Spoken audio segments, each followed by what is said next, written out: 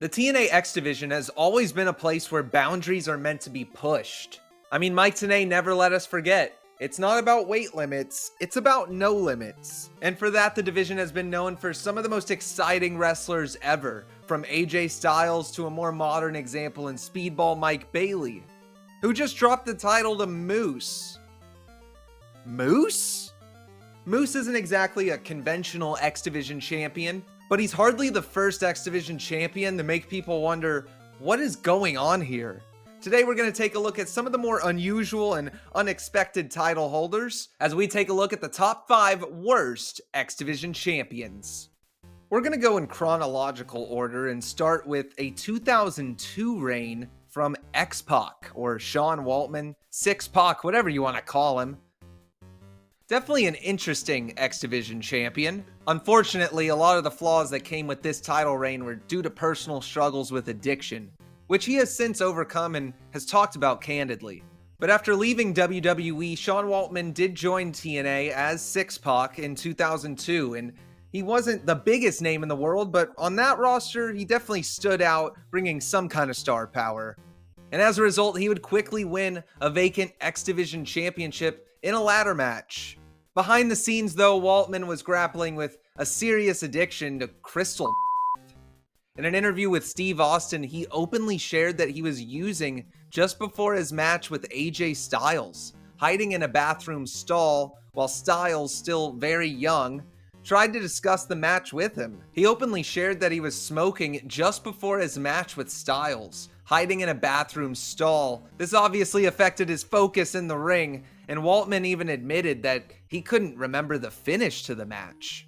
These personal issues impacted his own performance, and it limited what could have been a big win for AJ Styles, which Waltman felt very bad about. It was an unfortunate period, and it's really good to see Sean Waltman in a much better state now. Not the ideal X-Division title run. Let's move on to Johnny Devine. And a lot of people probably didn't know Johnny Devine was X-Division champion, probably because you don't know who he is to begin with. And that's not to say Johnny Devine is a bad worker. He was actually a pretty good heel for the X-Division and was trained in the infamous Hart Dungeon under Bruce Hart. Now, was he ready to be X-Division champion? Well, let's see. He started as a goon for Kevin Nash and Alex Shelley in Paparazzi Productions before moving on to becoming a lackey in one of the worst stables in TNA history, Serotonin. So what was next for him? Well, Vince Russo had a good idea, bro. Rather than allowing Devine to blossom in his own way, Russo stuck him with Team 3D, and he was their lackey now. The goal would be to give Devine the rub by associating him with 3D, but he just became a stooge and was branded as an X-Division traitor and later Brother Devine. But he always felt like an afterthought to Team 3D, who the storyline was actually about, which really doesn't fit the X-Division. But Vince Russo never understood the X-Division. He also never knew how to give talents original gimmicks. He always did these derivative characters. And for the X-Division, it felt really forced. Why not just throw 2 high flyers out there and have some fun? It was just a bad sports entertainment angle revolving around Team 3D's dominance, rather than Johnny Devine or the X-Division as a whole. Devine's run as champion was just a storytelling prop and a way to give Team 3D something to do with their vendetta against the division. When he lost the title to Jay Lethal, it wasn't like this triumphant moment, it was just going back to what it should have been to begin with. I'm not saying Devine couldn't have been an effective heel champion, but relegating him to Team 3D's lackey didn't really fit the figurehead of the X-Division. He did have a catchphrase, "You may be good, but you're not Devine." Well, neither was this title reign. Let's fast forward to 2011. We have kind of much of the same, because now Abyss is the X-Division champion, and that takes the X-Division's no limits motto to a bit of an extreme, no pun intended. This was part of Eric Bischoff's war on the X-Division, which is not far from real life. Bischoff was going to use brute force to devalue the division's legacy. Why?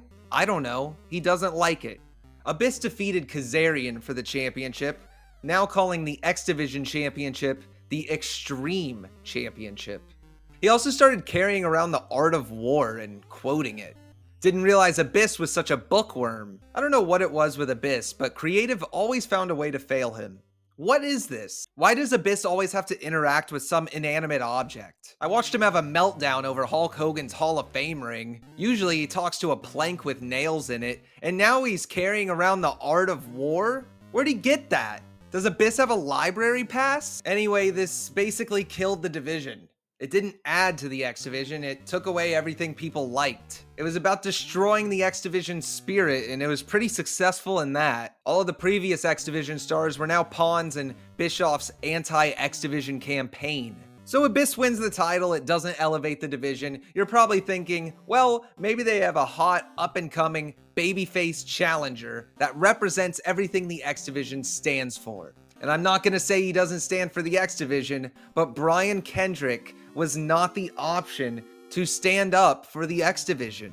This is 2011. Haven't we kind of been there, done that with Kendrick? It doesn't help that he barely even stayed with the company at the conclusion of this feud. So now Brian Kendrick was back to being X-Division champion. So everything's back to normal at least, right? Wrong. After Abyss's reign, Eric Bischoff imposed a 225-pound weight limit on the division, similar to a cruiserweight division, completely defeating the point. What happened to, it's not about weight limits, it's about no limits. What's it about now, Eric? Abyss's reign is kind of representative of when the X-Division completely lost its identity.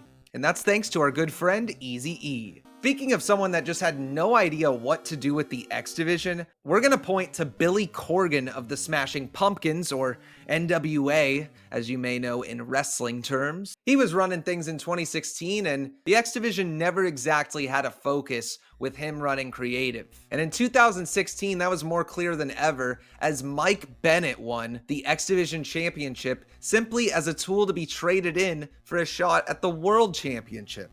Bennett had won the title from Eddie Edwards and held it just long enough to make a 1-minute title defense against Braxton Sutter before losing it right back to Eddie Edwards. That's fine, whatever. We see that all the time. But this clearly didn't elevate Bennett or the X-Division, so what were we doing here? Well, the X-Division title was part of Option C, and TNA basically turned it into their Money in the Bank briefcase, where you could now cash in the X-Division title for a shot at the world title. Of course, this would vacate the championship and put it in someone else's hands. Why would they want it, other than to cash it in? It completely defeats the purpose of the X-Division year-round, aside from the one show of the year where you're eligible to cash it in for a more important title. Why should we care about this title? Mike Bennett certainly didn't make it feel prestigious. He won it with the idea of throwing it away immediately. The X-Division title was now a shortcut to the world title. A division that was once defined by some intense rivalries and innovative styles was now ignored for just stepping stones to things that actually mattered. Rather than building up the division, the belt was a plot device, a common theme at the division's low points. And now it doesn't get much worse than this. I mentioned how Eddie Edwards had gotten his title back from Mike Bennett. Well, he decided to cash in Option C for a shot at Bobby Lashley. Only Lashley had a special clause to where this would be a winner-take-all match. Lashley would ultimately win this match and every title in TNA. But after holding the hardware, he openly refused to defend the championship and said there was no sense in challenging anyone from the X-Division because he would just beat him anyway. So instead of Lashley putting someone over or defending his championship in general, he just vacated it immediately. I'm glad Lashley cares about the title. He threw it on the ground. Although I can't say I'd care about this piece of junk by now. I mean, just look at it. Looks like the Hurricane stole it and took a can of green spray paint to it. Lashley said this title is garbage, it's inferior, and a meaningless possession to him. I think he's saying something that a lot of us have wanted to say over the years. But this could have worked. I mean, you look at Kurt Angle's near identical run where he took every title in TNA, but he ended up putting over Jay Lethal. It was effective enough. Here, you had Lashley not building up an underdog or even a compelling rivalry, but just dismissing the entire division, disposing the rich prize of the X-Division title. If the champion himself is devaluing the title, the division is going to be hurt as a whole, especially the X-Division, which was built on pride and competition, Not to Lashley. Lashley said, "This means nothing." TNA often just tried to experiment with the X Division way more than they needed to. I know that there's no weight limits, there's no limits, yeah. Well, let's stay grounded a little bit. I mean, we're kind of running off course here with some of these. At its best, the X Division is known for some of the greatest athleticism and innovation we've ever seen in pro wrestling, and it stands the test of time. These unusual and often terrible reigns are a reminder of how valuable the division is when it's treated with respect, and how forgettable it is when it's not. Thanks for watching, guys. Who do y'all think is the worst X Division champion of all time?